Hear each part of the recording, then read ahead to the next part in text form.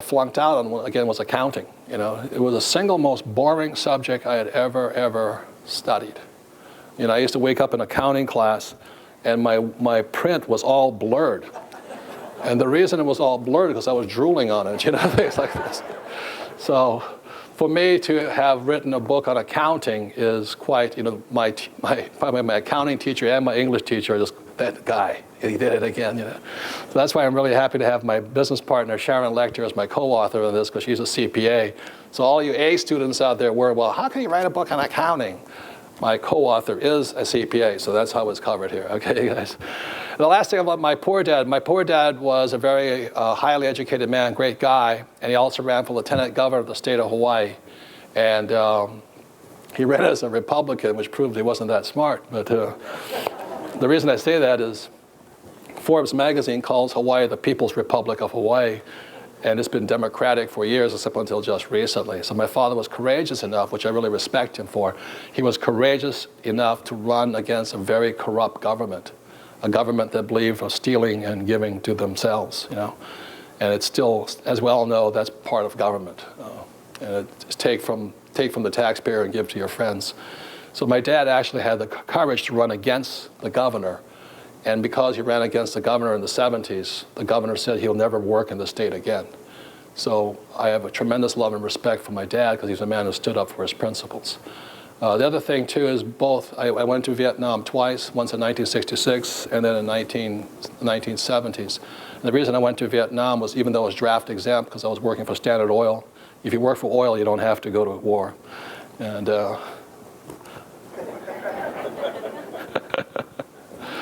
I think that's funny, personally, but anyway.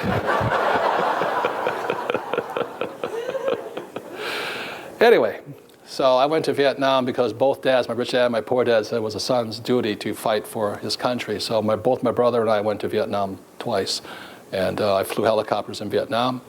And when I came back from Vietnam, that's when I decided I was going to listen to my rich dad and not my poor dad. Because my poor dad always said to me, go back to school, get my master's, get my PhD. And I said to my dad, what?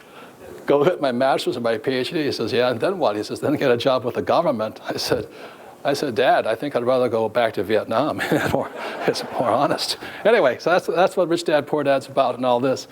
So going on, I'll quickly go into what my rich dad taught me, and it's really quite simple. Again, it goes back to my rich dad focused on financial education. And what he said was the key to being rich had nothing to do with money. He says what made a person rich or poor was their vocabulary or the power of words. So very simply said, he said that words either made you rich or poor. And he said the problem with education is that each of us as human beings has command of about 2 million, well, the English language is approximately 2 million words total. And each of us has command of about 5,000 words, that's all. So if you want to increase your wealth, simply increase your vocabulary. In other words, do you know the difference between ROI and IRR? There's very big differences. Or when your stockbroker says the earnings are up, or EBITDA, what does that mean?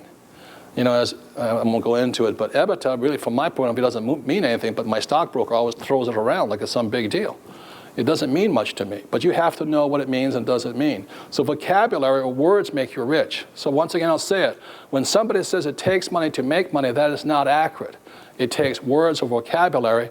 And like when I was in Sunday school, I heard, the words from Sunday school that the word becomes flesh. And that's how powerful words are. So my rich dad also forbade us from ever saying the word I can't. Like my rich dad always said, poor people always say I can't afford it. He says the reason poor people are poor is because they use their brain or vocabulary against them. He says you listen to poor people, they always say I can't do that, or I can't afford it. He says it's not that they can't, it's very simply they're not willing to. They're too lazy. I can't is a cop-out. So he forbade his son and I from ever using the words can't, and instead of using the words can't, he says, how can I? So like, how can I make $1 million? How can I become a billionaire? Not that I can't, or how can I afford my new Maserati or Lamborghini or a Porsche or house? Does that make sense to you guys here? So the most powerful piece of real estate or the best asset you have is actually your mind.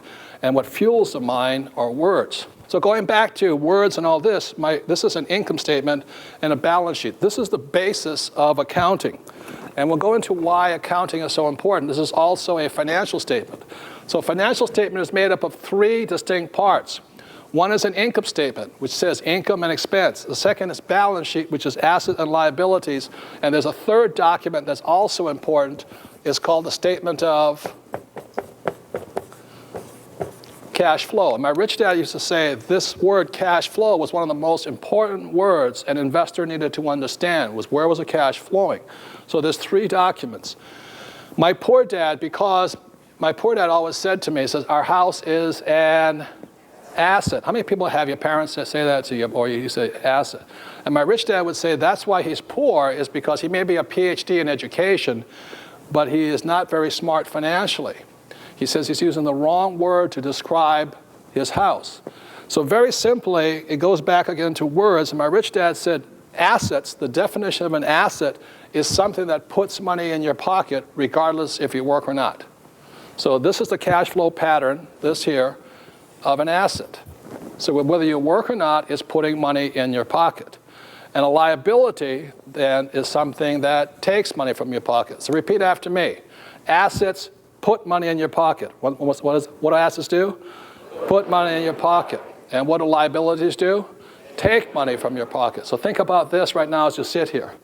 As you're sitting here at this moment, and you at home think about this, how much money is going out of your pocket whether you work or not, and how much money is coming in if you work or not. And that's the test. Is money coming in or money going out?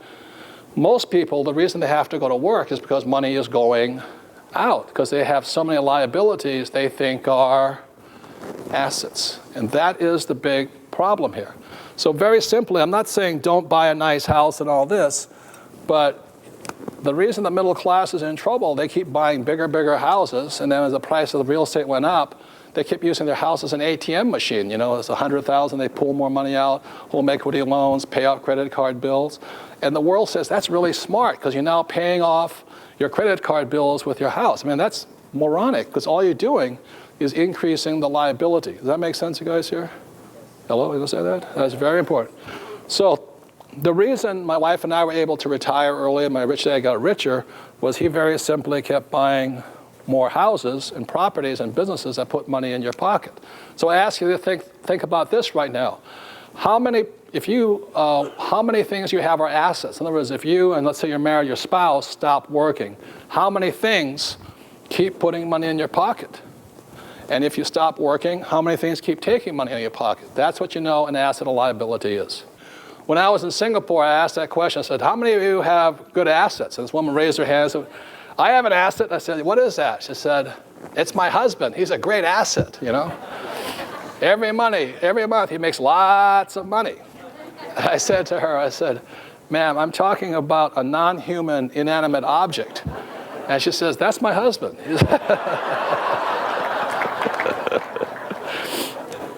So the point here is this, I'm not pushing real estate. Anything that puts money in your pocket, we'll be discussing some of those things that put money in your pocket. For example, you know, most people, their car is a liability. But if I use that same car as a taxi, that same car could then be an asset, okay? Well, we look at these books right here. Is every month or every quarter, Warner Books sends me a royalty check because they're selling my product for me. So this here is an asset also. Does that make sense, you guys here? Because it's putting money in my pocket. So that's very simply the difference. Okay, so that's the difference between assets and liabilities. Now, the big test here is this. When a banker looks at, you know, the bank, when you go to see your banker, as my rich dad said to me, my banker has never once asked me yet for my report card. My banker has never asked me, he said, Robert, did you have good grades? How many people have ever had your banker ask you for your grades? Some of you have. Interesting banker. My banker's never asked me what school I went to. When you go to see your banker doesn't really care about how academically smart you are. What they want to see is how financially smart you are. And the only way a banker can measure your financial IQ is by looking at your financial statement. Now, if you don't have a financial statement, and a lot of people don't because they don't know what it is, then they ask for a credit report. And I don't have a credit report because I have financial statements. If you're going to play the game of money, you really do need to have financial statements. That's a very big difference here. If you don't have financials, it means that you're not serious about money.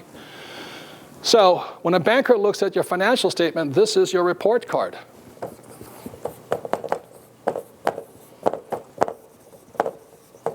As an adult. So a banker looks at it like this, and let's say they see here's a person A comes in, and the cash flow looks like this. I mean, money in, money out. The banker knows this person is a poor person. I'll say this again, it has nothing to do with money. It has to do with cash flow patterns. So I have a friend in Phoenix, he's a doctor, he makes about $400,000 a year. The trouble is he spends $400,000 a year. How many people know people like that? And he's really proud of it. He's a doctor. He says, but I have no debt. I rent, and I paid cash for everything. So he doesn't really have anything. He just goes out. He can't stop working, even though he makes $400,000 a year, because the cash is flowing out. So whether you're a poor person has nothing to do with how much money you earn. It has to do with how you spend your money, and that's the key. When you ask most bankers, they want to know how you manage your money, how you expense it. Poor people, very simply, spend money on poor things. And the middle class spends money on middle class things, like a nice house or a nice car. And what the rich spend in are investments or other companies and things like this. So it has very little to do with your income. It has to do with how you spend your money. So the next thing is this. The middle class, what they have is a big mortgage generally. And the word mortgage, again from the word mortgage comes from the French word mortier, which means death. So most people are in debt until they die. That's what it means here. And then they have the nice car, they're looking good, and they have huge credit card debt, home equity loans, student loans, and all this. So their cash flow, the cash flow pattern of the middle class looks like this. So the banker looks at this and says, this person's nice middle class, good credit rating, they'll pay off their debt, but they'll never be rich, so I won't lend them much money. Okay. And then the third pattern is somebody who is rich, and they may have, number one is a business, then they'll own real estate, and then there's paper assets, there's the stocks, bonds, and things like that. And for me, there's royalties. And this is the cash flow pattern of the rich here. So one of the difference between the rich, the poor, and the middle class is very simply where the cash is flowing from.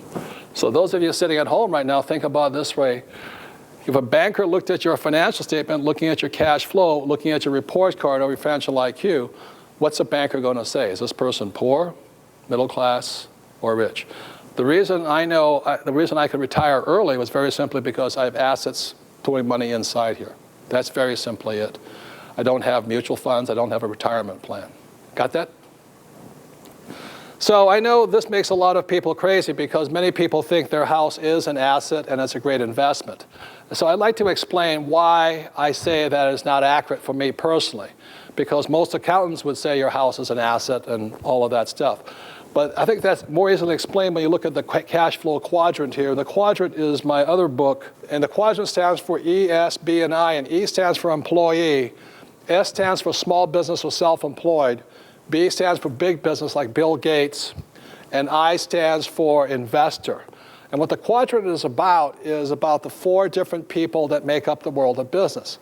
When we go to school today, most people are going to school, go to school to get a job, and our school systems are programming our minds to be employees.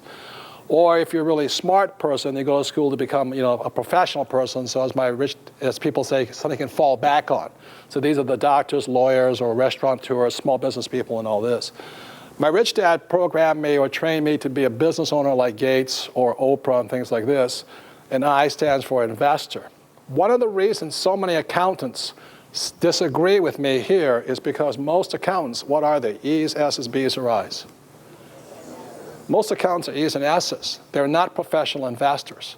So what I say to people is this: as a professional investor, I must live and die by not my commissions or my fees or my brokerage deals. I must live and die by my cash flow. Every month, the cash flow is coming in. It's not a lot of money, but several $100,000 a month comes in, whether I work or not. That's because I'm an investor. So I'll say this. It's due to a higher standard. So most accountants disagree, but most accountants are over here, and most accountants are passive investors. Most accountants have 401ks with stocks, savings, bonds, and mutual funds. If you're going to listen to this program, I'm going to take everybody to a higher standard. I'm not saying you have to go there. I'm just saying it's a higher standard. So going back again into the words here, the two words that I think are very important to understand right now is the most important word I said is this word here, cash flow. And this is cash flow. This is cash flowing into my pocket every month. Like I said, several $100,000 every month whether I work or not. And my expenses are very, very low. Most of them just keeps coming in here. And the second type of reason, second reason people invest is for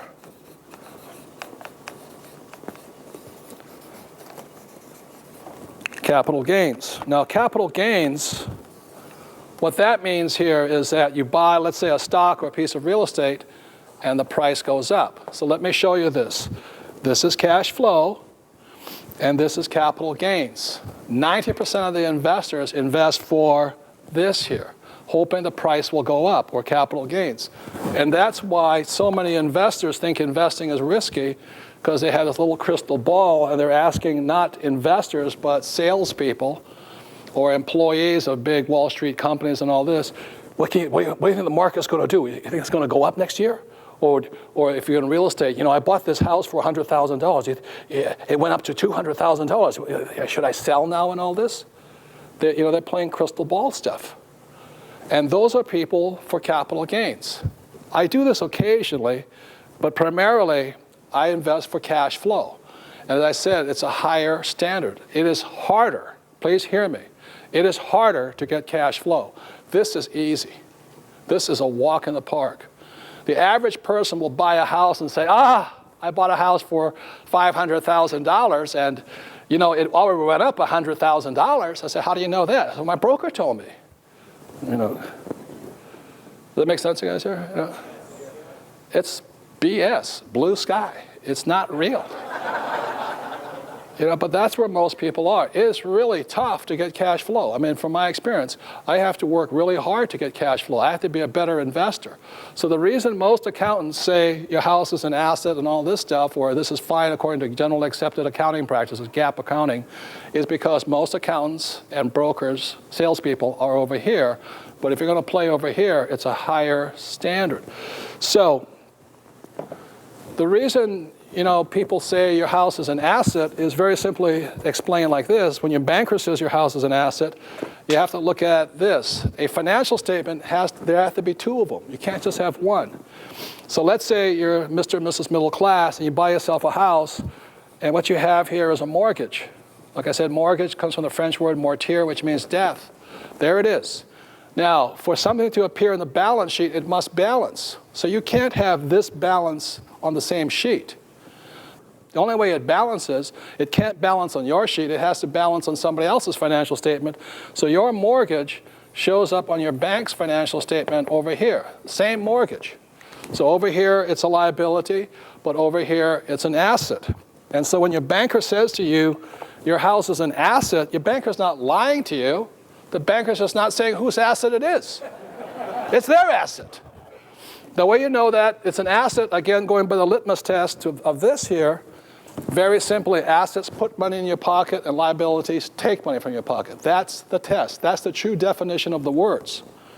You must use the right words. So my poor dad used the wrong words. He called his house an asset when it's really the bank's asset. So what happens here is the money comes in, hits the mortgage, it comes out the expenses, goes here, goes in here. I mean, it doesn't go here, it goes straight up here. So the cash flow here is flowing out, which makes it a liability, but the mortgage over here is flowing in over here, which makes it an asset. And that's how you know. When you look at a regular financial statement, this is the most important line right here.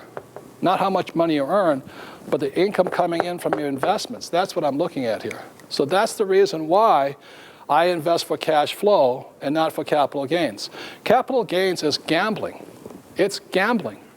You know, when somebody says, oh, I better get in and start buying because prices are going up. I don't care if it's stocks, bonds, real estate, gold. It is the most stupid thing you can do is invest for capital gains. It is gambling.